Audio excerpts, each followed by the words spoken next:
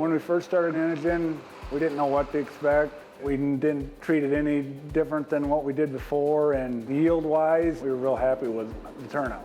We started feeding Enogen right away. It was straight out of the field and right into the cows. It was just consistent. It was just like you're feeding fermented feed. Our nutritionist, he was all for it. He didn't have nothing against it. He said, let's try it. And after feeding it for a while, our nutritionist, he thought, let's something to this stuff. Our biggest value is we don't have to buy as much corn. We started feeding Enogen right out of the field, straight out of the chopper. It wasn't even packed in a bunk because we were out of corn solids. It was like the cows, they didn't even know we switched feed. Even in the digestibility of that new corn solids, we were really impressed, and that sold us on it. I highly recommend anybody feeding. I would be more like, why wouldn't you feed it?